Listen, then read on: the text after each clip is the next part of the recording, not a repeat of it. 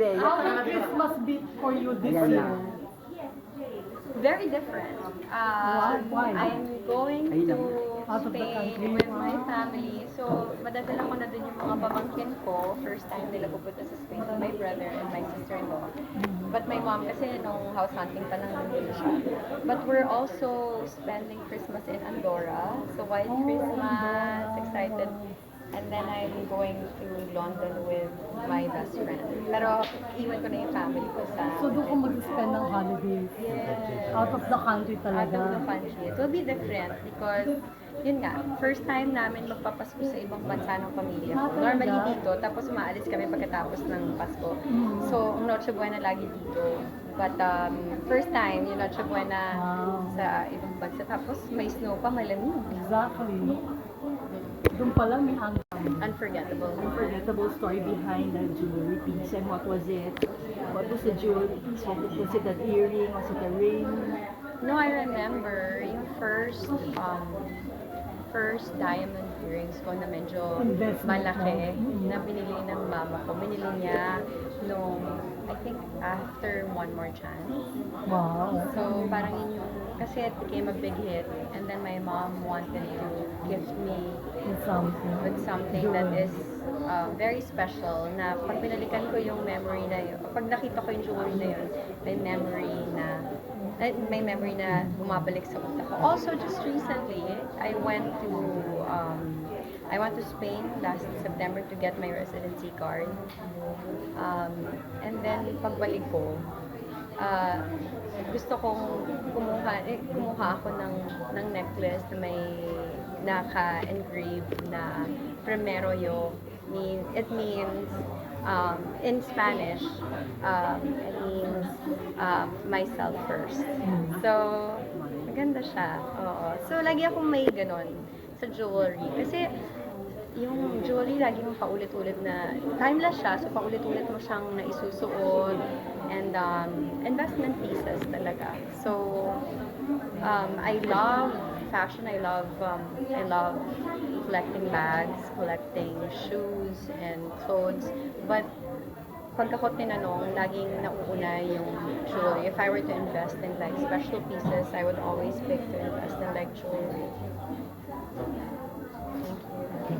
What was the most expensive that you bought with your own money for the jewelry?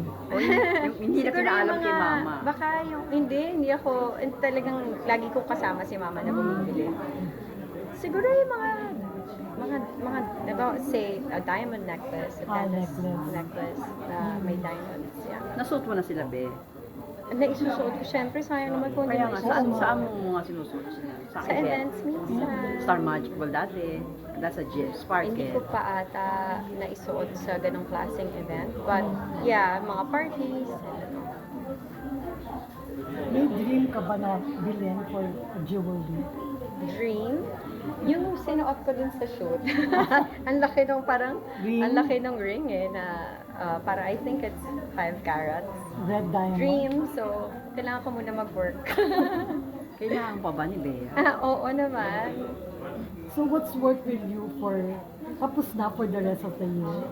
No, I'm still doing Widow's War Okay. right now. It will air until next year. We got extended. So I'm very happy about that. Grabe Oh. Parang puro double. Nakikita mo na yung timeline ko dyan. But yeah, very excited about that. And meron din ako projects next year. So I have one movie and a series for streaming. Oo, sinabi na sa amin sa HBO. Oo, sino nagsabi? Oo, yun. So, yeah, it'll be a very busy year. Siyempre, another teleserye with GMA next year. So, it'll be a very busy year. But sabi ko nga kanina, busy is always good. Mama, about Widow's War, ano daw pong aabang? Ay, maraming aabangan sa Widow's War. Malapit na yung mga revelations, kasi yung pumatay kasi sa murder mystery drama. Malapit na ma-unravel kung sino yung may kagagawa ng lahat ng patayan. So, exciting episodes in the future. Finally, marireveal na kung sino yung pumapatay. May mga na-reveal naman kami, like ako yung pumatay kay Yun Paco. naman. Yeah. Regarding naman dun sa endorsement. Ano ba? Ano daw po? Anong reaction? Sa My Diamond? Ah, may time. Siyempre, I'm very happy to be collaborating with a brand na matagal na, nasubok na ng panahon, hindi ba? And I am actually happy to be representing a brand that promotes sustainability because I've always been about sustainability and yun nga, responsible and ethical sourcing. And I'm actually, right now, parang nag-dinner ako with the owners and they seem like very good people and masarap makipagtrabaho sa isang brand at sa mga tao behind the brand na alam mo mabubuting tao. First time mo ba mag-endorse ng ganito? Okay. With- Ng jewelry, ng in the past, meron na. Okay. So, sa tingin mo, sabi nila, diamonds are girl's best friend. Do you believe on that? Diamonds are forever. What? Ma'am, may nakita daw po silang post sa Balisin. Bakasyon daw po ba ito? Balisin? Opo. Hindi ako napunta ng Balisin. Hindi siya Okay, mali. Hindi pa nga ako nakakapunta doon. Wala daw siya nun. Okay. Balisin, hindi pa. Christmas plan, nasabi niyo na po, yung pag-choose daw po ng jewelry, ito daw po ba ay ginagamit niyo for event or yung Hindi, iba-iba. Like, meron silang 5 collections na ni-launch ngayon. So, merong classic collection, that's my favorite. And then signature, yun yung mga bold pieces.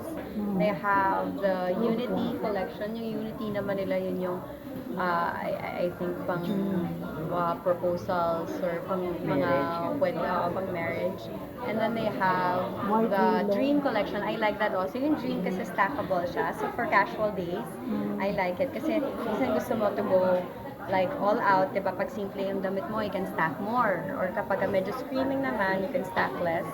So it's a fun collection for me. I like the Dream collection. And also, they have the White White Halo Halo. collection, the lab-grown diamonds.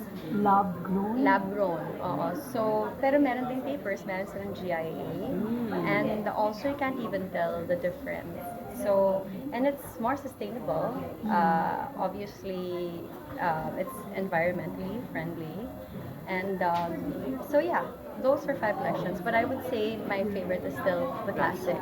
What can you say that you came after sina Ann Curtis, sina Jinky? Nakita ko nga big names. I'm just really happy that they considered me to be the new endorser. I mean, para ihilera sa list of endorsers na yon. I mean, yeah, it feels good. Ako last na lang, be. Kung ikakasal ka, anong gusto mong wedding ring? Hindi, kung tsakali, di ba? Wedding ring, Oo. hindi ko alam. Depende siguro. Parang ayoko nang pag-usapan yung mga ganyan. Pero syempre, di ba, hindi na tayo bumabata. Syempre, we're thinking about But settling hindi naman down. marriage yung laging endgame Ah, ng lahat. You know, I mean, we have different paths, we have different destinies and fate. And of course, it'd be nice, but hindi yun yung Yung pinaka-main. And goal. end goal ko. I mean, if it happens, I'd be happy. But it doesn't mean that I would beat myself up if it doesn't happen, or I would feel like a failure if it doesn't happen, because I feel like on my own, I'm happy.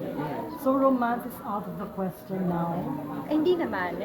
Hindi ko naman sinasabi na closed off na ako, kinlose ko yung doors ko. But right now, honestly, I'm enjoying being single. Being single. I mean, ang dami ko nakikilala mga bagong tao. Ay, good. So, but I'm single, enjoying my own company. Ay, pero may nakita nga sa Instagram, di ba? May pinag-usapan, may kasama kang guys. Kala tuloy nila, dinidate mo daw yun. Oo, he's a good friend of mine. We're not dating. Pero you're, entertaining naman some suitors or dating, ganyan. May mga nagpaparamdam, syempre I'm single. But pero I'm not You will not dating say anybody no. exclusively or anything like that. Sorry. May Spaniard daw ba? Spaniard? O, may naliling daw sa Spaniard. Sino? Baka mas... kung sa Spain, may nakilala ba ako sa Spain? Nakilala ba ako? May mga nakilala akong kaibigan na Spanyol, yes. But I'm not dating any of them. Pero parang inisip mo, gwapo yung mga Spanyol, baby. Oo. Naisip mo rin. Gwapo naman talaga sila. Oo. But yun nga, wala pa.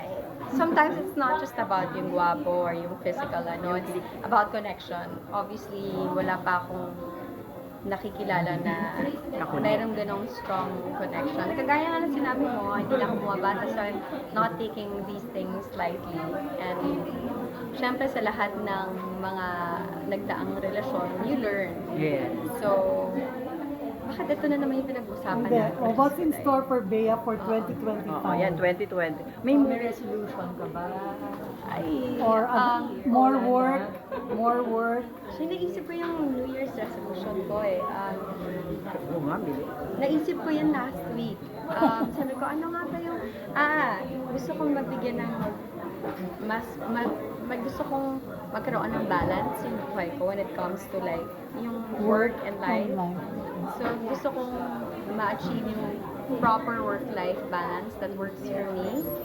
So I think that's going to be my New Year's resolution. Kasi ngayon, syempre, when you're single, maraming nag-i-invite sa na friends, so let's go out or, you know, let's have dinner.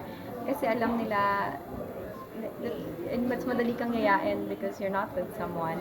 So ngayon, parang na-enjoy ko yung social life ko for the very first time in years because I was always in a relationship. That's what I realized. I was always in a relationship. And ngayon na-enjoy ko to really, may mga friendships ako na rekindle, may mga kaibigan ako na matagal ko nang hindi na nakikita na ngayon nakikita ko. At may mga bago akong kaibigan. So, ngayon parang na-enjoy ko yung social life ko. But syempre, I'm also working on a soul. So, next year, mas babalansehin ko siguro. Good luck, ha? To be kinder to myself. Ayan. And I mean, I love working and normally talagang alam mo yun, top priority yung work.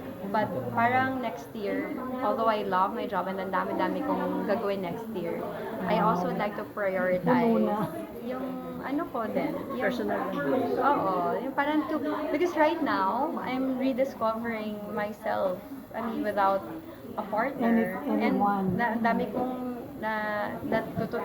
nalalaman tungkol sa sarili ko. Ganito pala ako. Like when I traveled to Spain by myself last September. Parang, ganito pala ako kapag mag-isa lang ako na mag-fly or pag mag-isa lang ako sa bahay. Kaya mo naman pala. Alam mo yung ganun. So parang, ang sarap nandun ako sa stage na ang sarap ng feeling na ang dami kong natututunan tungkol sa sarili ko. Is it At Madrid? 37. Is it Madrid? You're going to Madrid? Yes. Madrid. Oo. Doon ka ba na, tinutuloyan mo yung bahay mo doon? Doon kami tutuloy. Pagka very good. pumunta kami. Okay na. Staying there na wala. Wala. Wala po. Okay. Good luck, Bea. Congrats!